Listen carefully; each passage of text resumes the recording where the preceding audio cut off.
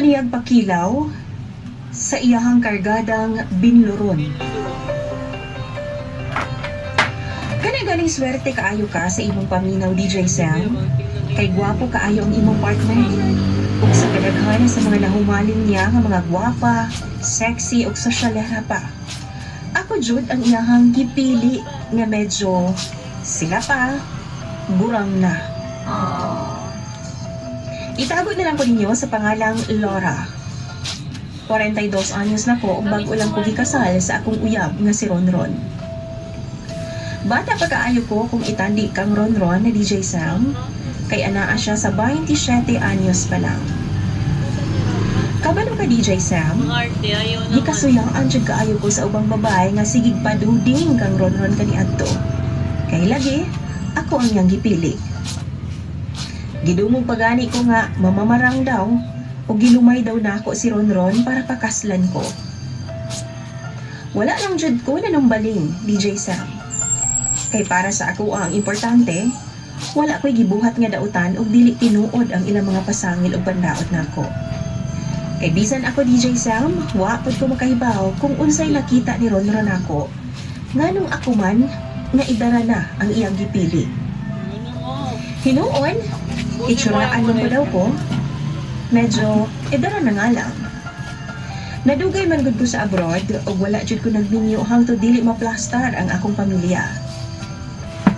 Nag-ilaming duha sa social media ni Ronron DJ Sam.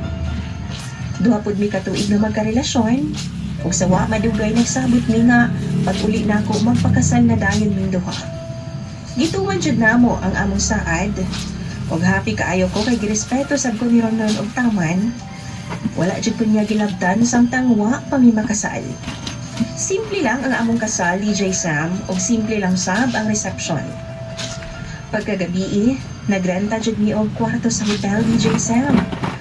Og dito na ko sobra ka-excited sa dakong bugno atong higayuna. Dili na ko first time DJ Sam sa kama, kay nakatry naman ko sa duha nako ka boyfriend kani adto. Pero dekada na pud kong uga, maong excited jud kaayo ko sa among duhang bugno ni Ronron. Diha man binigwasay nami o gibuhat na namo ng sikat na posisyon nga 69.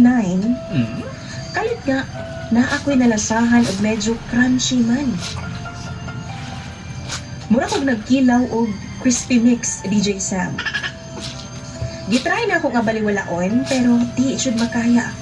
Kaysa tinuod lang to ka isyag baho. Maong duol man ko sa switch sa suga DJ Sam. Akong gipasiga og nitambad sa akong naong ang tisot niya nga tabadidoy.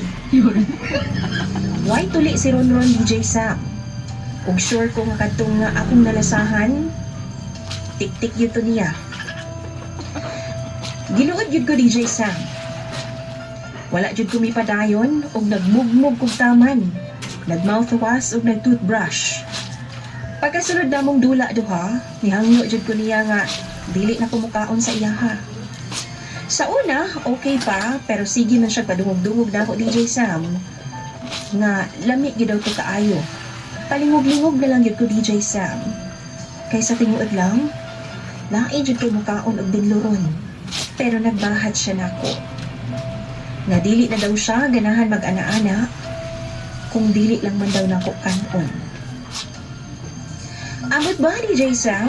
Feel nako iyaha man jud kong pugson nga mukaon anang kargada niyang binluron.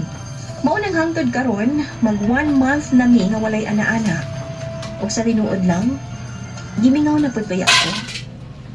Pero murag dili naman ako kaya ang iyang kondisyon DJ Sam. Kamo daw bi? Unsa may buhaton nako?